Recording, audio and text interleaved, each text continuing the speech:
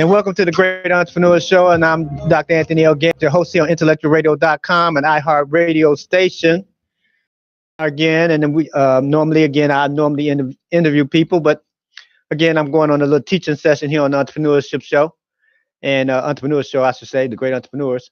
And we're going to do some things on the topic of wealth today. But let me give you a few things. Our sponsor is UnknownGreatness.com. Let me share with you a couple of events that we have going on. So if you're in the Chicagoland area, you probably want to make sure you attend. We have a network marketing event, a network marketing showcase, where we're showcasing about 10 different network marketing companies. If you're looking to earn some part-time money or knowing how to do it, there will be no recruiting and no schemes or scams or none of that stuff going on here. That's not how we do the events that we do. However, you should probably come and see some opportunities if you're trying to earn some additional income, working at home and working on your own schedule. So that's March 9th from 2 o'clock in the afternoon to 5 o'clock in the afternoon or evening. The event is free, so you can come on out there for free, bring a friend or some things like that. When you come, you're going to get a bag of business cards of a lot of other professionals that you probably can get some help from in different areas. So make sure you come then, again, March 9th from 2 to 5, 4900 South Lakeshore Drive at Lakeshore Hotel. So I'll see you then. Also on March 23rd, we're doing an author showcase from 2 to 5, same location, 4900 Lakeshore Drive, Lakeshore Hotel. You'll be able to, each author will be presenting their book and be doing a presentation on their book for you at the event. And then April, we got some other things going on too. We got a speaker showcase as well as another business showcase. I have a whole lot of things going on. So keep in touch with us and everything. So look forward to seeing you there. Again, those events are free. If you know anyone that looking to earn some part-time extra money and know how to do it and getting connected with the right sources, definitely have them there. Yeah. Okay. So enough of that preliminary. So I'm happy to be here with you all today. So we got a few minutes here. We're going to talk about a big topic. And the topic is kind of lengthy. However, we won't go over it. We won't be able to cover a whole lot. We will be cover some things so to help you in regards to the topic of wealth. And wealth is brought up quite a bit, obviously, every time I do a topic. I'm also basing it on a book that I've written that you can purchase from UnknownGreatness.com, which is obviously one of the sponsors that we have. And so today we're going to talk about some things you have to do to become wealthy. Now, a lot of times people talk about wealth and they say, well, just think positive, think wealthy, and all those good things that happen. And, the way you think has some validity to do with it. This book here is probably my largest book that I've written, a little less than 400 pages. So there's a lot of information in here. So obviously I can't do all that right now. When I teach this out in sessions with people, it's about 40 hours worth of teaching time without you sitting there. So when I'm actually sitting talking to people, there's really a lot of information to come across. So it's not no get rich quick schemes or scams or anything like that. The information is solid. And I'm going to share with you how to become wealthy. So there's some things you need to know. It's about 7 things you need to know, understand, and do for a period of time. Because when you talk about wealth is not just talking about money. Wealth is not just talking about, we're not getting all deep and all, talking about my spirit is wealthy. Yeah, we're not even, that's cool. We're not talking about that. We're talking about actual wealth, and what wealth actually means is really your net worth. And a lot of times people don't understand net worth. A lot of us haven't been raised to understand net worth. How does it work? What is net worth? How do we equate it? We have no idea, right? And and that's how I was raised, just like a whole lot of other people in the United States, raised in this facet of not knowing what wealth is, thinking wealth is the car a person drive, thinking wealth is the house a person live in. A person tell you, I live in $1 million house, but they owe $990,000 on the house. So they're not a millionaire, even if they're living in $1 million house. They have a fancy car, costs $80,000, but they owe $79,000 on the car. See, that's not wealth. That's just making it look like I guess, wealthy. And then we have a lot of people bragging on people like that, like, oh, I know this person and they're a millionaire because they got this type of car or they live in this area. And that's because we don't really understand what wealth is, and we don't understand how wealth is actually determined and how is it actually valued, right? Now, again, we're not talking about, things like spiritual and your physical health and all that stuff. That's some, automatic. We're going to push that to the side. We're talking about actual wealth. What is it? How is it accumulated? How do you acquire it? How is it valued? So wealth, you need to understand, and there's three things to this, because a lot of times people think just wealth is money, right? And it's kind of three areas I like to share with people. First, you try to get financially ahead. Financially ahead is having more money left than you have a month. That's financially ahead. You got to learn how to do that first, right? Second, then you learn how to become financially independent. That means that you have other sources outside of a quote unquote job that's actually taking care of you, so that you can actually do what you want to do and not do what you have to do, right? So that's kind of like the second phase. Then the third phase is like wealth. Now, everybody do not want to be wealthy, and it's not a problem if you don't. If you don't want to be wealthy, that's not a problem, because what comes with wealth, it comes with a lot of responsibility. So some things you have to understand some basic things like an asset and a liability, right? Now, people fight about what I asset, they debate about it all the time. And in my world, everything is real simple, right? So an asset is anything that goes up in value after you get it, or produce income after you get it. If it do one of those two things, or that's good. If it do both of them at the same time, that's even better. You got the best of both worlds. A liability is something that goes down in value after you get it, or costs you money after you get it. Or it does both of them at the same time, which is the worst of both worlds, right? You don't want that at all, right? So that's one thing you need to understand way before you get into the thing called wealth. You need to understand that basic stuff with actually finance, right? Okay, so stepping into wealth, wealth is determined again by how much your net worth is. So when you hear people, wealthy people, they say this person's worth, their net worth is $3 billion, $2 million, $5 million, right? That's their net worth. So in order to become wealthy, you have to understand, you have to start looking at your net worth. See, a lot of times you can be sitting right next to a millionaire and you don't even know it.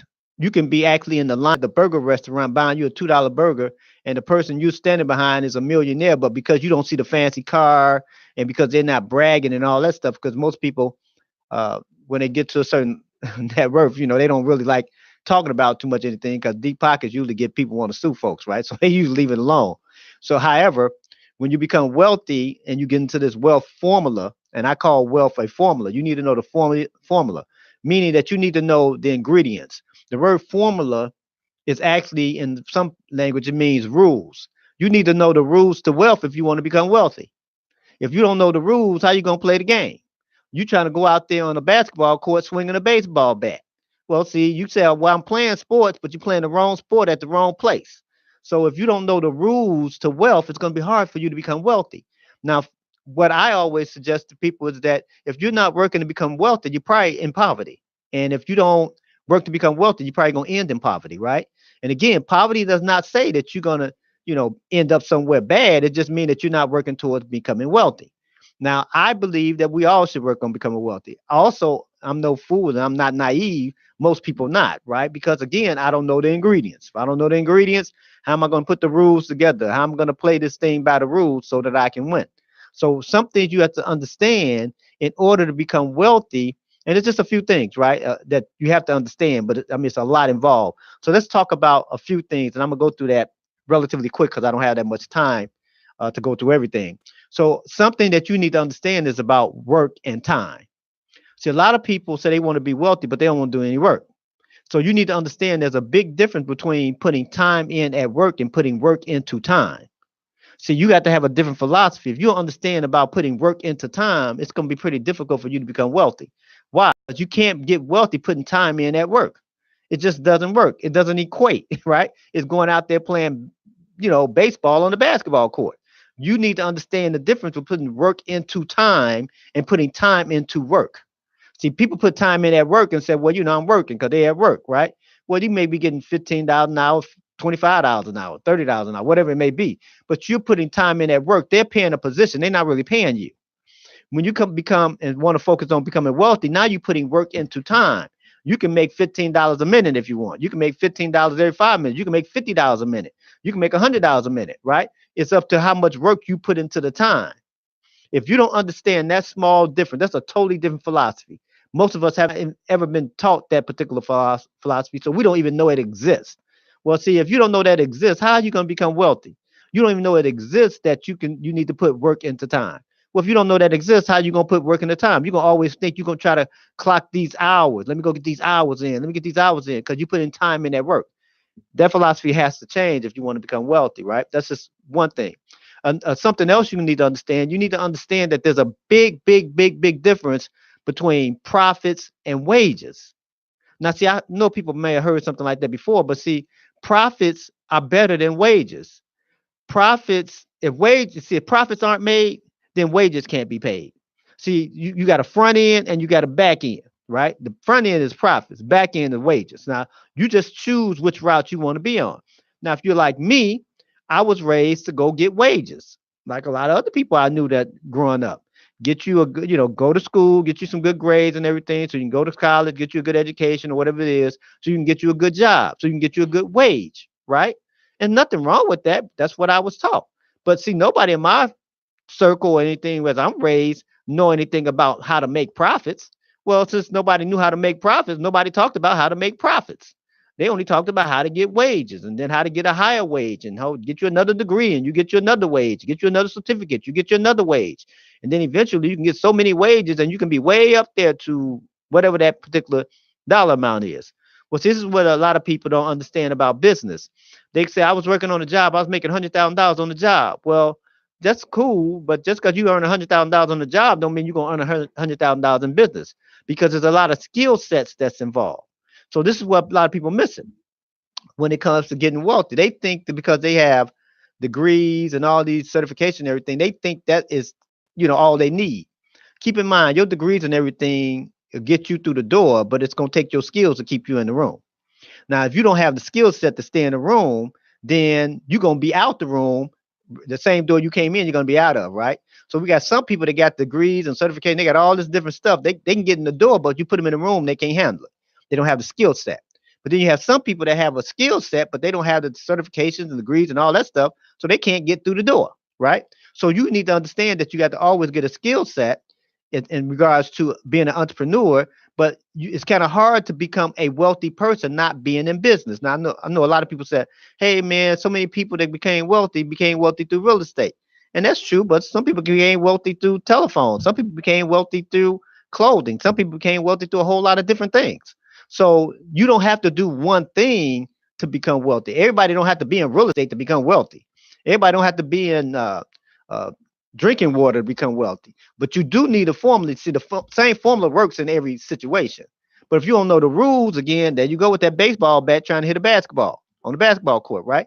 You don't know the rules. So you need to understand the formula so that you can take the formula to anything that you do and then help you turn that into a wealth machine, so to speak, right? Because you got to get into some type of business. And a business to me is like an ATM machine. If you do it right, it can always produce some cash for you, right? But if you do it wrong, then it'll be looking good, but won't be no cash in it, right? So that's why it's important that you get around people that can help you. So let's talk a little bit about net worth, right? So this is how you equate your net worth, because a lot of us haven't been taught. Everything you have is worth something. This is proven when you go to a garage sale and you sell the pair of shoes for $1, right? I mean, because you're taking everything in your house and you're selling it to people, right? Now, just because you spent $5,000 on a watch or $10,000 on whatever, it doesn't necessarily mean that watch is worth $5,000, right? It can be worth $2,000 after you bought it. However, just because you paid $5,000 doesn't mean that the watch is not worth 10,000, right? So when you start looking at your assets, you start equating all the things you have and you put a dollar amount value on them. Now, you don't put a dollar amount on them just because you say, I think this thing, I got this watch or whatever, I have this car and I think it's worth $1,000,000. Well, you can think it's worth $1,000,000, but you couldn't get $1,000,000 for it, right? So the thing is, you got to look at it and what you have and say, what is it worth? So the objective is every year you want to increase your net worth, right? Every year. So that means you have to buy assets. You got to buy assets. And then you have to learn how to turn an asset into cash, right? You got to turn, I always said, once you understand what an asset is, it's like frozen ice, right? Or water. Frozen water is turned to ice. However, what you want to learn how to do is learn how to make sure that ice can start melting and turn into something liquid, like cash, like money, right? And you want that to keep happening over and over and over again. Well, that's a skill set you have to learn. You got to get around the right people to teach you those things. You got to read the right books to get those things for yourself. So when you look at that, You have to understand your net worth. And then again, don't be mad at what your net worth is. You said, well, my net worth is $5,000. So here's an example. You got Joe Smith. He lives in $1 million house, right? And Joe Smith owes $995,000 on the house, right? But it's $1 million house in $1 million area, but he has a bank loan for $995,000. Then you got Shanika Smith over here. She has this little old car. We just give it a car, ABC car, and the car is worth $10,000, but she don't owe anything on it. She bought it cash or whatever. She owes nothing on this car. So if I ask you, now Shanika, she lives in a little apartment, right? That's all she lives in. Now keep in mind, Joe, he lives in this big old house in the suburbs and $1 million house, but he owed $995,000. So in actuality, who has the most net worth in that example? It would be Shanika. Why? Because she has an asset of a car that's worth $10,000 that she owes nothing on. Joe has his $1 million house, but he owed $995,000. Shanika can sell her car today and get $10,000. Joe sell his house today, he get $5,000. So you see, Shanika has more of a net worth than Joe. See, that's how it is. So that's why you look at what you have as a net worth. That's why you're not trying to impress people with stuff you have, right? Because if you owe on it and owe more than what it's worth or owe just as much as it's worth, that's not impressive. Your net worth is zero. So it's three ways to determine how people are millionaires or, net worth of $1 million or more, right? And here's how I determine. One, you can have $1 million cash. That's what happened to a lot of athletes, right? They come out of college, they sign a contract, boom, they get a $5 million contract. Well, what they are now, they're pretty much like cash millionaires. They sign a contract and now they got this big $1 million contract. Not bad. That's fine.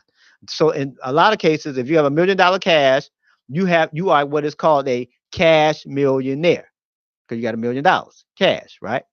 Now, the other way that you can be considered a millionaire or have a net worth of $1 million or more, you can have assets. For instance, let's say if you have a painting or you have whatever it is, and it's worth $1 million, right? Well, you don't have any cash, but you have this asset that's worth $1 million, meaning if you sold the painting and you get the $1 million, right? So what that would call you, you would be asset rich and cash poor. So you see the other one is cash rich, asset poor, even though cash is king in a lot of instances, right? So both of those people are really considered millionaires. One just don't have any cash and the other one just don't have any quote unquote assets, but they're both considered millionaires. So most people, when they become millionaires, that's really how they become millionaires first. They have assets that take them to a net worth of $1 million, $5 million, $20 million, whatever it may be. Now, the other one is a combination of the two. They may have $500,000 in assets and $500,000 in cash. 500 plus 500 is $1 million, right? So they have a net worth of $1 million, not because they have $1 million in cash and not because they have $1 million in assets. It's because they have a combination of assets and cash equal $1 million.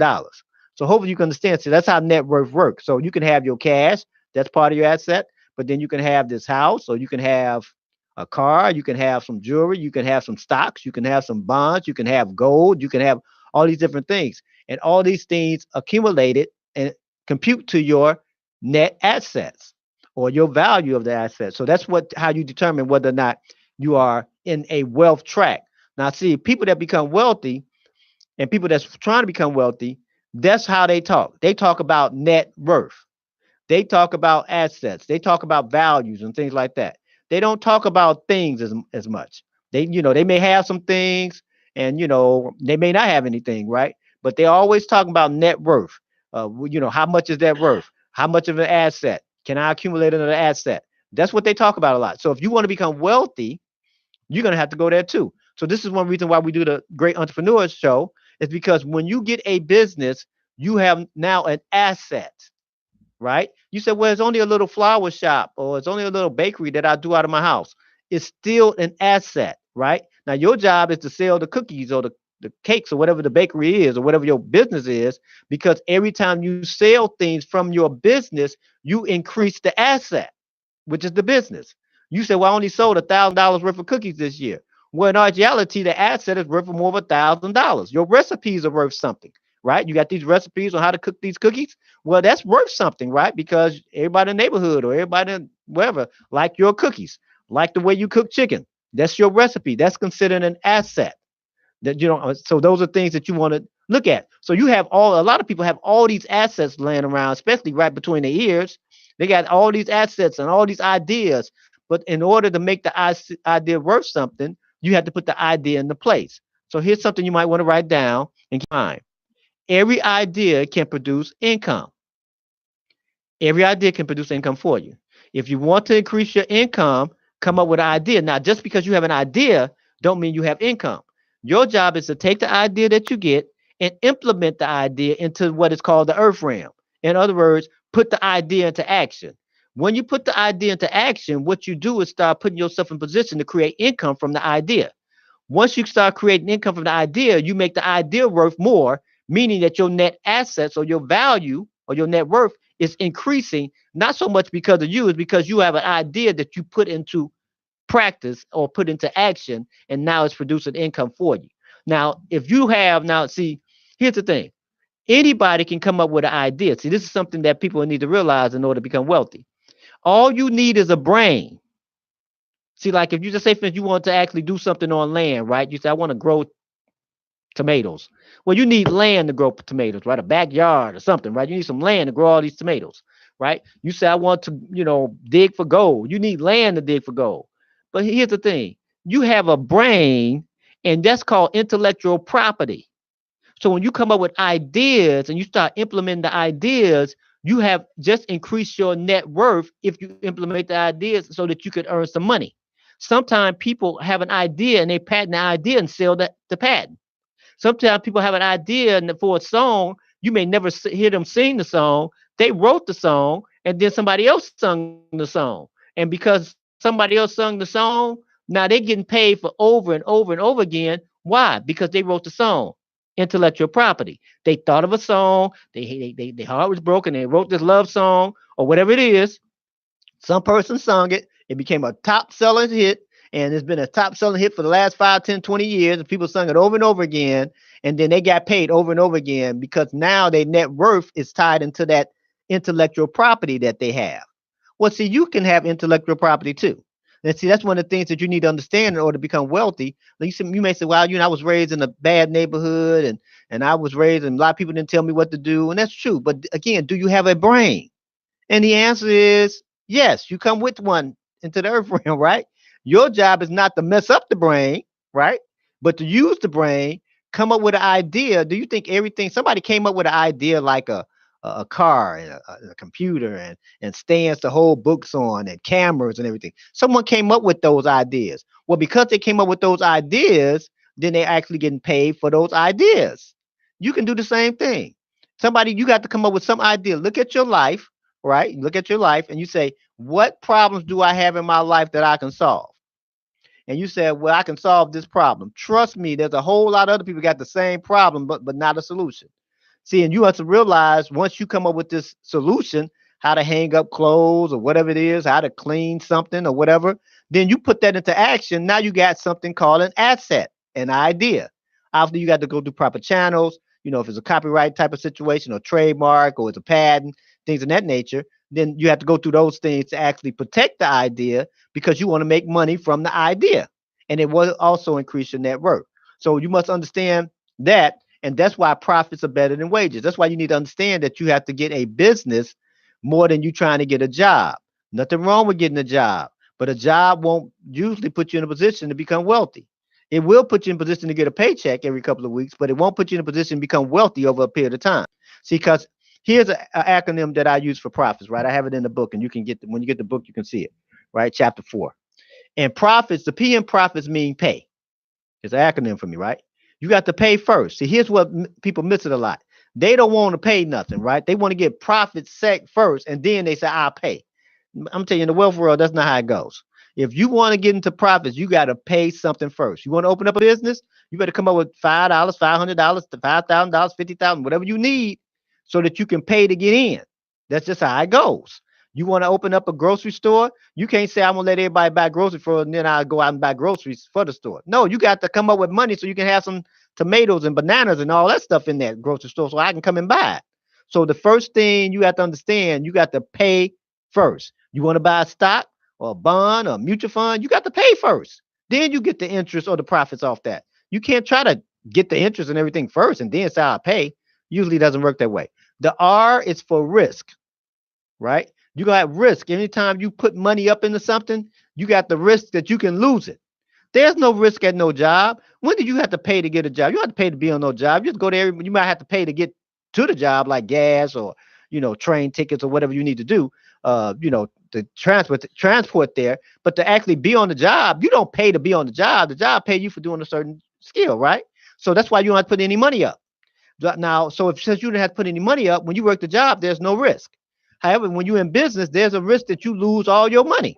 You can put $5,000, $50,000, $100,000 into a business, and here's the risk: you can lose all that money and don't have that $50,000 anymore, or $500, or $5, whatever it may be. So that's the R. The O is for ownership. So you have to see, when you start getting into business, you own the business. See, you can't sell stuff you don't own. You see what I'm saying? You can't sell a job. You leave that job today and get somebody else to take your spot, right? Because you can't sell it, right? But if you own it, then you can actually do a few things with it. You can sell it if you want to. The F in profits is for fortune. You can't make no fortune on no job, but you can make a fortune if you're dealing with profits, because profits are better than wages, right?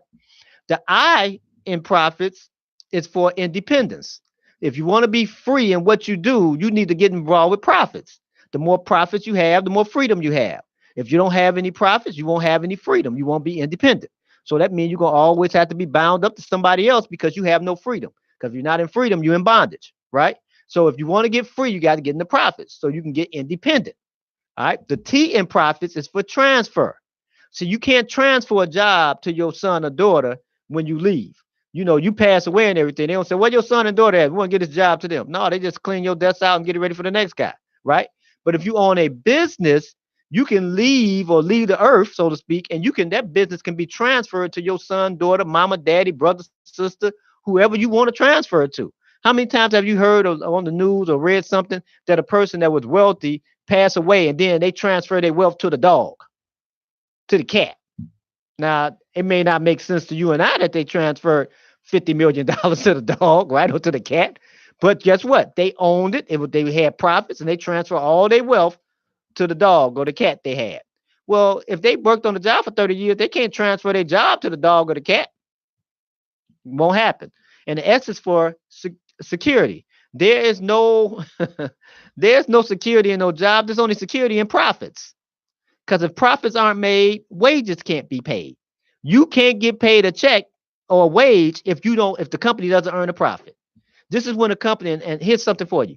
A company is not going to let your wage get in front of their profits. You may say, "Oh, that's bad. That's wrong. That's not that. They should think more about people." That's why they got this thing called downsizing, right sizing, merging. I call it terrorizing. That's really what they're doing to people, right? Because they're saying, "Listen, your wage in that department over there, your wage is getting in the way of our profits. And you know what we're going to have to do? We're going to eliminate your wage so we can keep our profits. Because if we don't make a profit, we can't pay a wage." Now, see, that's really, I know that sounds kind of cold, sounds kind of hard, but it's the reality. And once you understand this is the reality, you have two places you can walk on. You can walk on the profits road, or you can walk on the wage road. It's up to you. A lot of us walk on the wage road, because we don't know that profit road exists. Nobody ever teaches about it, right? So we don't know that road actually is there. But the wage road is the road we on. But keep in mind, you're always hanging in the balance. So look at this, right? I'm not a gambling man, or anything like that. But there's a word that wages has a root word called wage. And wage is used in one environment only after being employed, and it's called wager. Wager is only used in the gambling environment, right? So that means that when someone put a wager on a horse, put a wager on a team, put a wager on a situation, they're gambling. They're making a bet. They're saying that I bet this $100 on this horse so I can win $1,000 when it wins. So let's take that over to the job market. You are a bet. When I worked with jobs and everything, I was a bet. And the bet was, I pay you $20 an hour, and I bet you he bring in $100 an hour. And when I stopped bringing in $100 an hour and stopped bringing $50 an hour or $20 an hour or $10 an hour, they said, "Man, this is a bad bet." That's when they started saying, "You know what? You got to go. Y'all over there, you got to get out of here," right? Because you all are a bad bet. In the gambling world, that's saying take the bet off the table because it's a bad bet. Don't bet on that horse anymore. The horse old. Horse 99 years old trying to run against three. Don't put your money on that horse because that horse is not going to make it. Now, you may say, oh, that's wrong. They should think about people. I've been with this company 30 years. All that stuff might be true. But I'm just trying to share with you about business and how wealth is actually done and how it's made. I'm trying to teach you how to go on the basketball court with a basketball and play the game. And don't pick up the ball and start running like you got a football. I'm trying to show you how to dribble and play the rules by the game, right? Because if you want to be wealthy, you can. Now, you can distribute the wealth once you get it to different elements and help different people the way you want to help them, right? However, you must understand that when you work in a job, you are getting paid a wage. You are a bet. Then they're betting on you and they want it 3-1, 5-1, whatever, right? Because they're paying for your skills and they're selling your skills to somebody else.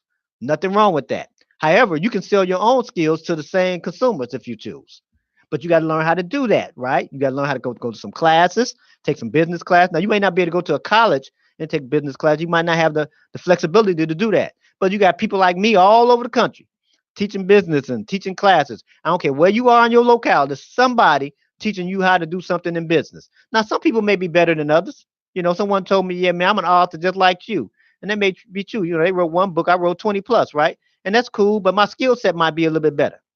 Right? I've done it 20 times. You've done it once. That don't mean I'm better than you. My skill set might be there. Same thing in business. You may have people that may be good at teaching certain things, maybe about certain network marketing or whatever it may be, social media, and they got a better skill set than you in that thing, right? And that's cool. However, you have to realize you still got to get better at all these things in business. And here's why a lot of people can't hang in business and do business well.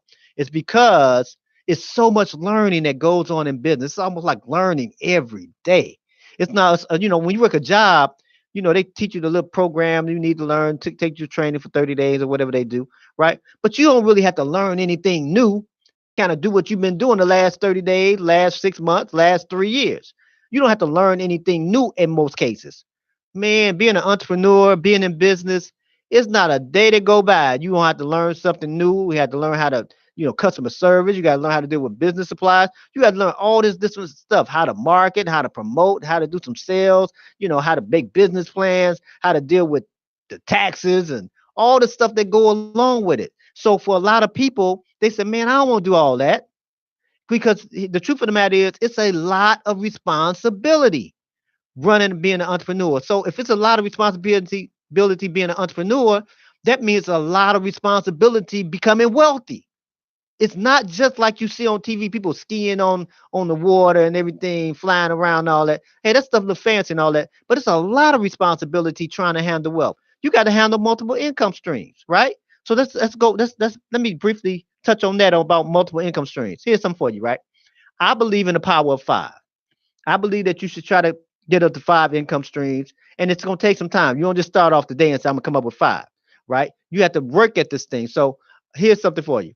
Let's look at the hand, for instance, right? I got my hand up here, right? And you got most of us have 4 fingers and a thumb, right? And if you look at your hand, your thumb is the only instrument of the 5 that can touch each finger without any help. You don't need any help. Thumb don't need any help to touch all 4 fingers. But if you want the pointer finger to touch the baby finger, you got to get help with the thumb and all this different help, right? Because of the fact that they can't do it on its own. So this is what I tell people. You can't grab anything, see, unless you got 5. See, if you don't have a thumb and 4 fingers, it's hard to grab stuff, right? Well, see, that's why you need 5 incomes. Because you can't have a grip on wealth if you don't have 5. So you got to find out what is your core business, your thumb. See, because your thumb can touch everything. See, and this is what happens when people try to get multiple income streams, right? They have a thumb and they have fingers that's not even related. For instance, they may say, I'm going to open up a barbecue place, right? And in the barbecue place, I'm going to do taxes. That don't work together. In the barbecue place, you have barbecue ribs, then have barbecue beef, then have barbecue something else, have barbecue sauce, sell that, sell forks or sell barbecue seasoning. So you put all these other fingers on that hand so you can grab something in the barbecue business. See, look at phone companies. They got the phone, then they have the case, then they have the apps and all these different things, right? They have the home service and all this stuff, right? They putting 5 on it. And they're getting a grip on that particular industry or the particular things they want to do. Well, you have to do the same thing. If you got a flower shop, you say, okay, I'm going to sell flowers, but don't try to sell cards in the flower shop. Sell flowers, then sell daisies, sell roses, sell flower seeds, sell flower plants, sell flowers, for weddings, sell flowers for funerals, sell a bunch of flowers for a bunch of different things because you got to put 5 on it. You got to have a grip on it. And that's the only way you're going to get to the things called wealth. If you can't grab it, you can't have it. See, you got one thing going on, one income. All you can do is point at it. Ooh, ooh, ooh, ooh. That's all you can do is that. Just point at stuff, right? You got 2, you can make a peace sign, right? You got 3, a 3-fold coil is not easily broken, but didn't say it can't be broken. 4, you got all corners covered. 5 is when you can grab it. See, 5 is when you can hold on to it. You can shake it around and everything. Why? Because you got 5. You can grab it. You can't grab it with 2. You can't grab it with 1. You can't grab it with 3. You can only grab stuff with 5. So that means you have to learn how, in order to get wealthy, you got to learn how to get the 5 income streams. And you want to make sure they're related to one another. So you want to have spinoffs off one thing. You're doing one thing. For instance, I'm in one of the businesses I'm in is the book business, right? So I got one book, and one book is cool, but then I have 2 books and 3 books and 5 books. So once I got the 5 books, I had a grip on the book business. I planted a big old seed there. I got a tree there now, right? Because I planted something in the book business. But with each book, I have classes and workbooks and seminars and trainings. They're all related to that one book. So that one book got 5 things. So everything you get into, you want to get up to 5. Now, this is if you want to become wealthy, right? This is when if you want to really deal in wealth. I'm not just talking about all that talk. I'm talking about actually making some things happen, right? This is the type of stuff you had to do. But you got to learn how to do that. But you can't get the multiple income streams if you don't understand leverage. See, and leverage is being able to make money in 2 or more places at the exact same time. If you can't make money over in this place, how you going to think you're going to make money in another place? You got to stay there long enough so that you can make money in one place, and then you take the profits because you got to pay so you can go somewhere else at another place. That's called leverage, right? That's what you need in wealth. If you don't understand leverage, how are you going to get wealthy? If you don't understand profits, how are you going to get wealthy? If you don't understand residual incomes, how are you going to get wealthy? See, residual income is getting paid again and again for something you've done already, right? So first you have to be involved, right? And then you can actually get something off that. You have to understand how to get people permission, to grant them permission to use your intellectual property, use your ideas so that you can get paid. That's how you get residual incomes. People just can't use my books when they want to. Now they can. I mean, the country is big. I can't find everybody, right? But they have to get permission from me to use stuff that I have, right? It's no different than a franchise. They give you permission to use the franchise and the signage and everything, and they get paid a monthly fee from you for using their burger franchise, their chicken franchise, their hotel franchise. See, this is how wealth is made. But see, this is a whole different conversation. This is much heavier. See, it's not all that looking up in the sky and just saying, I'm going to be wealthy and I just feel I'm going to be wealthy because I'm going to be wealthy and pointing at the sky and all that stuff, right? You got to do a lot of work. It's a lot of responsibility. Now, see, if you think one business is a lot of responsibility, I just said you can't have it until you grab it and you need 5. Then what do you think happened with 5 businesses that you got going on? 5 different product lines that you have going on. What do you think happened to that? Look at people that make scarves, right? They make a scarf, they make a hat, and they make gloves, right? And they say, we sell all 3 of them to you, right? You may say, I don't want gloves. I got gloves already. I need a hat. Well, you can get the hat then if you want. Well, I don't need a hat. I don't need gloves. I need a scarf. You get the scarf. And the same company, for some reason, they make coats. They make socks. They make boots, right? Because they know that everything to do with keeping you warm in the wintertime, they want to have their hand on it. They want to grab it so they can have some type of stake in the game. It's no different than a company that sells baking goods, right? They said, this is how you can cook our chicken, right? And they say, here's the recipe. And here's our cornmeal. Here's our flour that you can use. And here's the recipe. And you can buy our cake pans. Why? Because they're trying to put 5 on it. Now, I know it used to be a song called that, but I'm trying to show you how to put yourself in a position so you can become wealthy, right? So you can get on track. Now, I can't promise you that you're going to become wealthy in 5 years, 10 years, or at all. But this is what I can tell you. If you don't learn how to get into business, if you don't learn how to understand profits are better than wages, if you don't understand that leverage is making money in 2 or more places at the exact same time, if you don't understand that having multiple incomes is if you can grab it, you can have it. If you don't understand how to actually have residual incomes, and you don't understand how to actually put work in the time, it's going to be very difficult for you to become wealthy and have a net worth for any substantial amount because of the fact that you don't know how to do those things. Now, what I've said in this little bit of time, and I said a whole lot. My time's about coming to an end, close, right? I said a whole lot, not just kind of like skimmed off the top of this thing, right? Because it's so much involved with being wealthy, but you have to get yourself around the right people. You have to get yourself around mentors. Don't get people just because they got a car. Don't get around people just because they got a house. You haven't seen a financial statement. See, if people can't talk wealth, they can't teach you wealth, right? If you have done it, you can show that you've done it. You can teach it someone else, right? You see, it's a reason why I do some of the things I do because I want people. I don't want you spending 25 years trying to figure out something when someone can teach you that and you can be around the right people because you're gonna smell like who you hug up around. See, if you rub up against people that know what they're talking about and have some substance, it won't be long before you have some substance too. Because you can't learn from a fool, but you can learn from a wise person. Now you just need to look at say, do I want to be wise? You're gonna have to humble yourself and say, listen, hey man, you don't look like me. Hey lady, you don't look like me. Hey, you older than me or you younger than me, but you know something I don't know and I need you to teach me. And here's one thing obviously I advocate this all the time. You have to read books. You got to try to master what you're involved in. You have to read some books. I know people tell me all the time, man, Dr. Gann, you just don't understand, man. I'm so busy, man. I can't read. Man, I don't think you're busier than I am, but you might be. I don't know. But I got to find time every day to read me a couple of pages, right? Read me a chapter. I have to read every day because I need to stay current. I need to stay relevant in the things that I do. And that's the same thing that you're going to have to do as well. So remember, in order to become wealthy, again, I said a lot of things. You got to get yourself a business, right? Now, you can play the lottery and all that stuff and you might hit. I don't know. I don't play the lottery, but, somebody got to win. So, if you play, you might become wealthy. But if you get $1 million, you still need to know what to do with it to turn it into 2 million, right? Or 5 million or 20 million. Just because you got $1 million, you don't know what to do with it. I'm no theologian, but there's a scripture in the Bible that said a fool and his money will soon be departed, right? So you get $1 million and then you end up losing $1 million because see, money don't stay with no fool. And a fool don't keep no money. See, that goes together. So that means you have to get smarter. So a couple of things is going to change your life in the next 5 years. The books you read and the people you around. You get around a certain type of people or person, they're going to point you to certain things to read. You get around certain books, you'll be attracted to certain type of people. That's just the way it goes. I wish I can tell you something simpler than that, but that's about as simple as it goes. So you have to understand that you can become wealthy. You need to understand the formula. Let me share with you. I'm not doing a class on wealth anytime soon, probably later in the year. But again, let me just share with you that we are doing an event March 9th, network marketing showcase. I have about 10 people there showcasing, doing presentations there.